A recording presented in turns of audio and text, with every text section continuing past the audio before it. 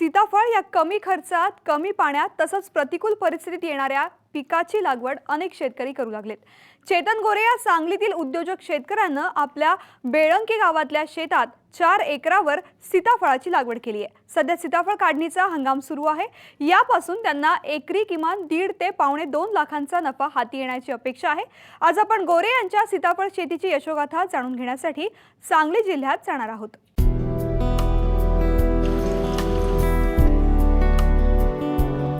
सांगली जिल्ह्यात मिरज तालुक्यामध्ये बेळंकी गावात चेतन गोरे यांची 8 एकर शेती आहे. संपूर्ण शेती मुरमाड आणि हलकी आहे. काही वर्षांपूर्वी त्यांना शेतात सीताफळाच्या झाडांना रगड फळं लागल्याचं आढळून आलं. मग त्यांनी शेतात सीताफळ लागवडीचा विचार केला. 2005 साली सांगलीमध्ये खूप महापूर आला होता. त्यावेळी आम्ही इथे शेतावरच्या घरी राहायला आलो, घरातले सगळे. हा माळ जमीन 8 एकर घेतलेली, आमचा कारखाना होता इथे वडिलांचा. आणि आम्हीच केव्हा तरी सीताफळं खाऊन टाकलेल्या बियातनं उगवलेली झाडं होती आणि त्यातनं खूप चांगली फळं मला त्यावर्षी मिळाली.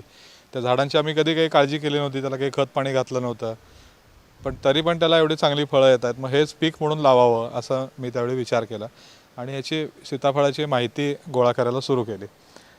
बार्शीमध्ये किंवा वाई तालुक्यात एका ठिकाणी, पुरंदर तालुक्यामध्ये जिकडे सीताफळाची लागवड भरपूर आहे, अशा शेतकऱ्यांकडे जाऊन बघितलं, त्यांची माहिती घेतली आणि त्याच्यावरची काही पुस्तकं वाचली. ॲग्रोवनमध्ये एक लेख आलेला त्यावेळी सीताफळावर, तो वाचला आणि मग सीताफळ लागवडीचा निर्णय पक्का केला.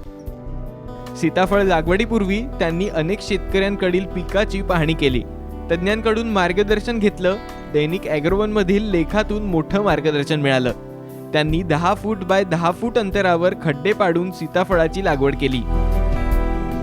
काही ठिकाणी खड्डा खणताना JCBने 2 फूट खड्डा निघाला नाही, अशा ठिकाणी ब्लास्टिंग करावं लागलं. काही ठिकाणी झाडं लावल्यानंतरही ती झाडांची वाढ खुरटलेली दिसत होती.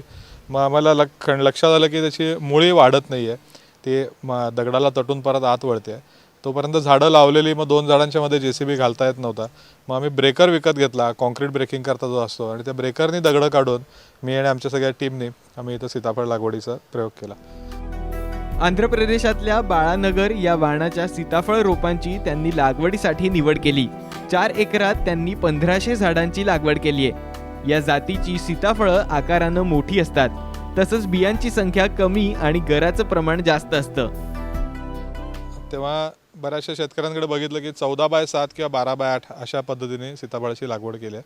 म्हणजे साधारण 96 ते 98 स्क्वेअर फूट जागा एका झाडाला देतात असं मला लक्षात आलं. मग मी विचार केला, सरळ आपण 10 बाय 10 वर लावावं, म्हणजे 100 फूट जागा मिळेल. अशा याने आम्ही 10 फूट बाय 10 फुटावर बाळनगर किंवा बाळानगर हे जी आंध्र प्रदेशमधली व्हरायटी आहे, त्या जातीची रोपं आणून सुरुवातीला आम्ही सीताफळाची बाग लावली. या जातीचं वैशिष्ट्य असं आहे की याचे डोळे ओबडधोबड आणि मोठे टपोरे असतात, बियांची संख्या कमी असते आणि गर त्याला खूप असतो आणि फळाचा साईजही चांगला मिळतो. चांगल्या क्वालिटीची फळं जर झाली तर ती 600-700 ग्रॅमपर्यंत सुद्धा जाऊ शकतात. लाग भरपूर असतो. उलटा विरळणी करून झाडावरची फळांची संख्या कमी करावी लागते. सीताफळाला पाण्याची इतर फळपिकांच्या तुलनेत कमी गरज भासते. गोरे यांनी सीताफळाला पाणी देण्यासाठी डिफ्युजर तंत्राचा वापर केलाय. यामुळे खतं तसंच पाणी वाया जाण्याचं प्रमाण कमी होतं आणि पिकाच्या वाढीला त्याचा योग्य वापर होतो. सीताफळ हे पूर्णपणे पानगळ होणारं झाड आहे. सीताफळाची पानगळ थोडा पाण्याचा ताण देऊन करून घ्यावी लागते. साधारण सीताफळाचा बहार संपल्यानंतर हळूहळू 1-2 महिन्यात त्याच्या पानगळीला सुरुवात होते. उन्हाळ्यापर्यंत 100% पानगळून झाडं नुसती खराट्यासारखी राहिलेली असतात की तोडून जळणाला घालावी, एक काही पान झाडावर नसतात, पूर्ण वाळलेली असतात. पण हे केल्याशिवाय त्याला चांगली फळं येत नाहीत. सीताफळाची जेव्हा पानगळ होते तेव्हा त्यातली अनावश्यक झालेली दाटी आम्ही काढून टाकतो. आतली त्याच्या झाडाच्या बुंद्याकडची पोटातली ज्याला दाटी म्हणतात ती कमी करतो. त्याच्यानंतर शेंडे थोडे कमी करतो. अतिबारीक काड्या असतात त्या कमी करतो आणि झाड मोकळं करून घेतो. ही छाटणीच्या बरोबरच त्या डिफ्युजर पद्धतीमध्ये त्याला जमिनीखालीच खतं घातली जातात. जमिनीमध्ये झाडाच्या मूळ क्षेत्रामध्ये 1 फूट रुंद, 1 फूट खोल आणि 6 फूट लांब असे दोन्ही बाजूला 2 चर मारतो आम्ही. त्यातल्या खालच्या 9 इंचामध्ये खत आणि चांगली माती भरलेली असते. त्याच्याबरोबर काही ज्याला भर खतं म्हणतो आपण, जे सेंद्रिय खत आहे, गांडूळ खत मोठ्या प्रमाणात आम्ही वापरतो. त्याच्यानंतर काही थोडे रासायनिक खतं त्याच्यामध्ये घालतो आणि त्याच्यानंतर छाटणीनंतर पाणी सुरू केलं की 4 महिन्यामध्ये सीताफळाची तोड सुरू होते. साधारण मे एंडला पाणी सुरू केलं तर जून, जुलै, ऑगस्ट, सप्टेंबर हे पावसाळ्याचे महिने संपतात, तेव्हा ऑक्टोबरच्या पहिल्या आठवड्यामध्ये आमची सीताफळं मार्केटमध्ये येतात. त्याच्यानंतर 2 ते 2.5 महिने बहार चालू राहतो. सीताफळाच्या झाडाच्या लागवडीनंतर जेमतेम 2 वर्षात फळाचं उत्पादन हाती येतंय. सध्या गोरे यांच्याकडील 4 एकर क्षेत्रात सीताफळाचं उत्पादन सुरू आहे. जवळपास अर्धा हंगाम संपत आलाय. सीताफळाला तसं लवकर बहार सुरू होतो. झाड लावल्यानंतर दुसऱ्या वर्षी त्याला फळं चालू होतात. फक्त झाडाचा आकार लहान असतो, त्या आकाराच्या प्रमाणातच त्याला फळं घ्यावी लागतात. सुरुवातीला अगदीच झाडाला 2 फळं, 3 फळं, 5 फळं एवढीही राहतात. साधारण एका स्क्वेअर फुटाला 1 फळ झाडावर ठेवावं, म्हणजे त्याची पोषणी चांगली होते आणि फळाचा साईज चांगला मिळतो. याच्यापेक्षा जास्ती फळं लागली असतील तर त्याची विरळणी करावी लागते. सुरुवातीला अगदीच अर्धा टन 1 टन एवढं उत्पादन 4 एकरामधनं येत होतं. हळूहळू वाढत ते मागच्या वर्षी 17 टनापर्यंत गेलं 4 एकरामध्ये, आणि यावर्षी ते साधारण आम्हाला एकरी 7 ते 8 टनापर्यंत मिळेल अशी आत्ता अपेक्षा आहे. साधारण अर्धा बहार झाला आहे, अर्धा अजून शिल्लक आहे.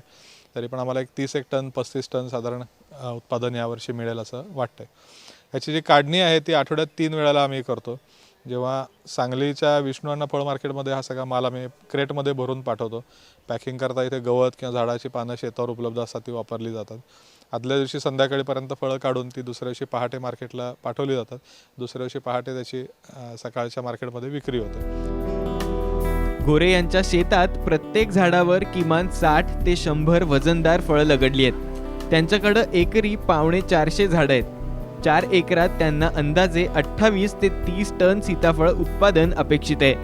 1 एकर बागेसाठी त्यांना 50,000 रुपये खर्च आलाय, तर 2 लाख रुपयांचा निव्वळ नफा हाती येतोय.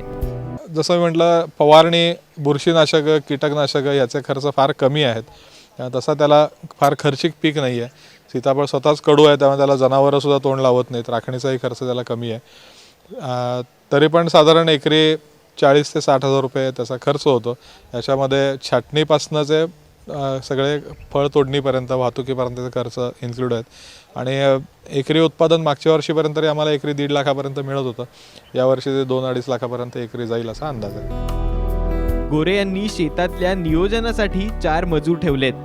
शनिवार रविवार जाऊन गोरे यांचं संपूर्ण कुटुंब आठवडाभरातल्या कामांचं नियोजन करतं.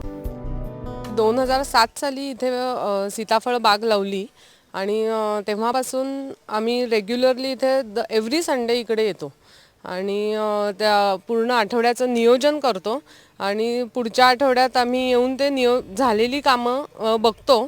नसतील झाली तर ती परत करायला सांगतो.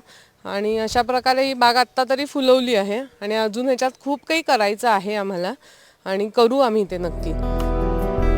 सीताफळाच्या पिकातून वर्षभरात एकरी किमान 1.5 लाख कमवता येतात, हेच चेतन गोरेंनी दाखवून दिलंय. त्याचप्रमाणे कोरडवाहू तसंच बागायती शेतकऱ्यांनी सुद्धा सीताफळ लागवडीकडे सकारात्मक दृष्टिकोन ठेवून पाहणं गरजेचं आहे. विजय पाटील, साम टीव्ही, सांगली.